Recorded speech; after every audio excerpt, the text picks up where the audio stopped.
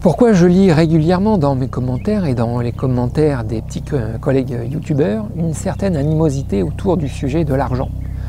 Pourquoi, pour une partie d'entre vous, les sujets comme le potager ou la permaculture sont des sujets qui devraient être enseignés gratuitement? Pourquoi je ressens de la colère chez certains d'entre vous quand on vous dit qu'un tel peut gagner 100 000 € en un an avec ses enseignements autour de la permaculture?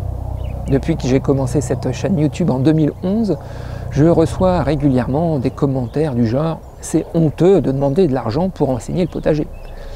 J'ai très longtemps mis de côté ces commentaires en les étiquetant du petit sobriquet sympa de « haters », les jaloux, les frustrés. Bref, j'ai ignoré pendant longtemps ces commentaires. Mais depuis la vidéo de ma ferme autonome autour de l'argent et de la permaculture, je cherche à creuser un peu plus le sujet. D'où vient cette colère que je peux lire dans vos commentaires autour des sujets de l'argent? J'ai le sentiment parfois de servir de défouloir ou de punching ball. J'aurais tendance à classer cette colère dans le même registre que celle des gilets jaunes. Une sorte de ras-le-bol contre l'injustice. L'injustice de voir une poignée d'entre nous se gaver sur le dos de la majorité. Et dès que l'on sent que l'un d'entre nous a plutôt tendance à gagner un peu plus d'argent que nous, bim, on lui tombe sur le dos et on le met dans le même casier qu'un patron de chez Total ou Monsanto. Je dirais même que ceux d'entre nous qui auront tendance à s'en sortir un peu mieux que les autres seront d'autant plus montrés du doigt que c'est facile de leur tomber dessus au travers de commentaires anonymes. Je comprends cette colère un peu générale, car moi-même j'ai le sentiment qu'on me tombe la laine sur le dos. Ce que je comprends moins, c'est cette énergie que vous pouvez dépenser parfois à déverser votre haine sur des personnes qui sont au final comme vous et moi. Quand bien même un permaculteur pourrait gagner 100 000 € par an, que savez-vous de plus sur le sujet? C'est 100 000 € de chiffre d'affaires ou de bénéfices? Combien de personnes il fait vivre avec cette somme? Que fait-il de cet argent qu'il gagne? Il s'achète des Rolex ou il plante des arbres? Vous n'en savez rien, mais vous êtes déjà prêt à lui trancher la tête. Bref, oui, bien sûr qu'il y a des injustices dans le monde, mais je crois que vous vous trompez de cible. Ces injustices ne cesseront jamais tant que chacun d'entre nous, on n'aura pas fait un travail sur notre nature, sur nos peurs, sur nos faiblesses. Le meilleur moyen de rétablir le juste, c'est pas de lutter contre l'injustice, c'est de travailler à notre éveil. Bon, j'imagine que jusque-là, vous avez du mal à voir le lien avec le titre de cette vidéo. Autonomie, un modèle économique plus juste. Patience, ça va venir. Il y a un chat qui est en train de me regarder.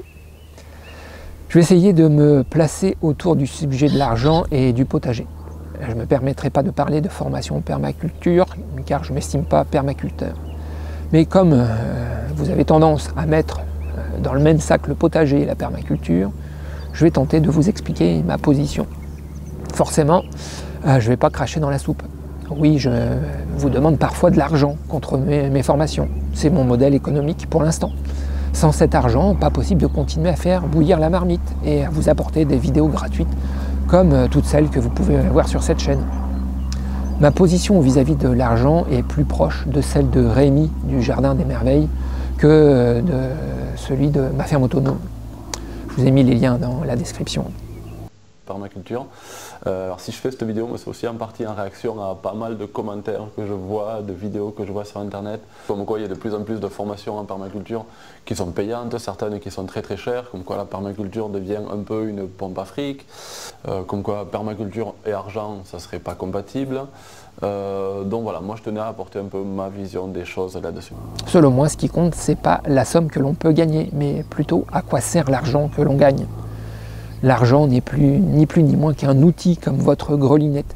C'est la façon dont vous l'utilisez qui compte. Après, si ça vous semble honteux qu'on puisse vous demander une contribution contre notre travail, alors passez votre chemin et ne perdez pas votre temps à semer votre colère ici. D'ailleurs, ça ne poussera pas. Allez plutôt manifester avec les gilets jaunes par exemple. Mais avant de partir, demandez-vous quand même s'il ne vaut pas mieux demander de l'argent pour enseigner des pratiques en accord avec notre environnement, plutôt que de demander de l'argent pour vendre des légumes gavés de pesticides. Vous râlez pour acheter une formation en permaculture, mais ça vous semble normal de dépenser un salaire dans un téléphone portable qui va durer 1 an. Alors mon intention n'est pas de juger qui que ce soit, j'ai déjà bien suffisamment à faire avec moi pour savoir si je suis sur le bon chemin. Je veux juste mettre en évidence certaines de nos contradictions.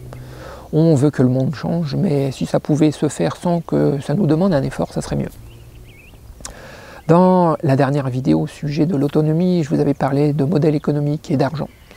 Argent indispensable, indissociable du projet d'autonomie. Mais je ne me sens pas encore prêt à pouvoir vous présenter un modèle économique qui me semble durable et éthique. Je préfère déjà prendre de l'avance sur le chemin de l'autonomie pour être plus en mesure de vous guider par la suite. Alors pourquoi l'autonomie est un modèle économique plus juste? Parce que l'autonomie nous emmène par la force des choses à plus de sobriété. À titre d'exemple, quand il va falloir assumer par soi-même la production de toute l'électricité nécessaire au fonctionnement de la maison, c'est bien évident que dans un premier temps, il faudra chercher à moins consommer. Cette recherche d'autonomie va naturellement me faire tendre vers une baisse des besoins. Besoins qui vont se rapprocher des besoins de base. Et pour ça, voir la pyramide de Maslow, pour ceux qui ne connaîtraient pas encore les besoins de base. En me responsabilisant vis-à-vis de tous mes besoins, c'est bien évident que ceux-ci vont baisser. Pourquoi ? Parce qu'il sera plus facile de mettre en lumière les faux besoins.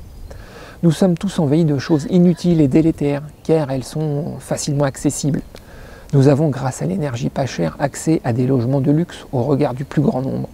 On appuie sur un bouton et la lumière nous sort de l'ombre. On ouvre un robinet et l'eau coule.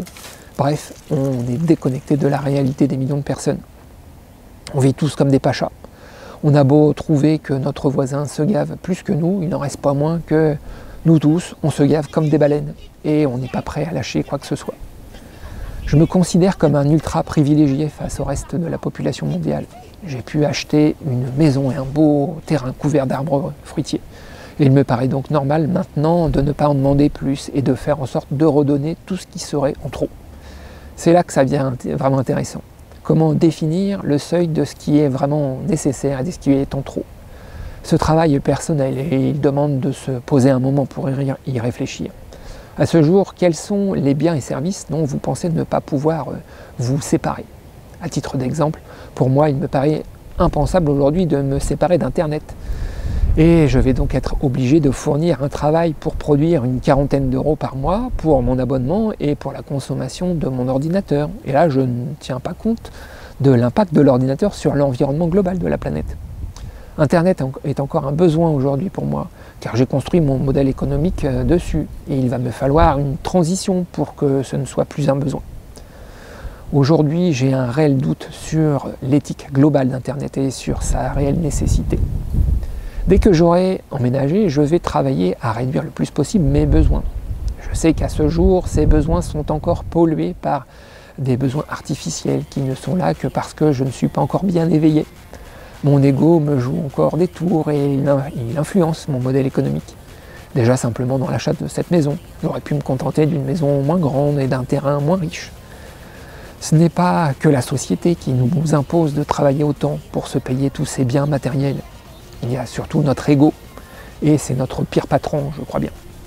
Bref, en cherchant à me responsabiliser vis-à-vis de tous mes besoins, naturellement, un tri va se faire dans ces besoins, et ce projet d'autonomie va me pousser vers une sorte de décroissance. Certes, une décroissance de l'avoir, mais pour une croissance de l'être.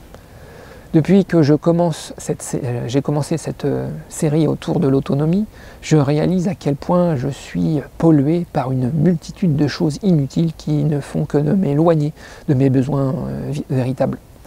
Si vous me suivez depuis un moment, vous savez peut-être que je vis en appartement. Je me suis infligé cette torture de vivre en ville pour une multitude de mauvaises raisons, alors que j'ai un besoin vital de vivre dans la nature. Si vous voulez avancer dans votre recherche d'autonomie, commencez à identifier vos vrais besoins. Vous allez voir que ce n'est pas si simple et je suis curieux de connaître les vôtres. Alors je ne vais pas vous dire les miens dans cette vidéo pour ne pas vous influencer. Je les partagerai avec vous dans les commentaires. Alors citez-moi au moins 5 besoins essentiels que vous avez et dans quelle mesure vous répondez à ces besoins. Je suis curieux et j'ai hâte d'échanger avec vous autour de ce sujet. Dans les grands changements que je compte mettre en place, il y a bien sûr l'idée de rendre mon lieu de vie le plus autonome possible et de commencer à chercher des alternatives pour me passer d'Internet. Au rythme où Internet va, dans 20 ans, ça sera un trou noir capable d'absorber toute l'énergie qu'on sera capable de produire. C'est bien évident que je ne vais pas réussir à me passer des pollutions de notre société du jour au lendemain. Pour se passer du pétrole, se passer d'Internet, se passer d'une multitude de plaisirs inutiles et juste là pour combler le vide. Le travail est colossal, surtout quand on commence à réaliser que tous ces plaisirs dont la société nous abreuve nous empêchent d'atteindre le bonheur. Le mécanisme est simple. En gros, les plaisirs masquent les souffrances et nous empêchent de les comprendre et donc de les résoudre pour aller vers le bonheur. À mesure que je pense le sujet de l'autonomie, je découvre sa partie immergée et je prends en pleine figure le temps que j'ai pu perdre dans l'inutile. Alors j'ai le sentiment que cette vidéo est un peu confuse et c'est certainement parce que c'est encore confus dans ma tête. Mais je pense que ça va s'éclaircir à mesure que je vais avancer sur le chemin de l'autonomie. Alors on se retrouve dans les commentaires pour parler de nos besoins. À bientôt!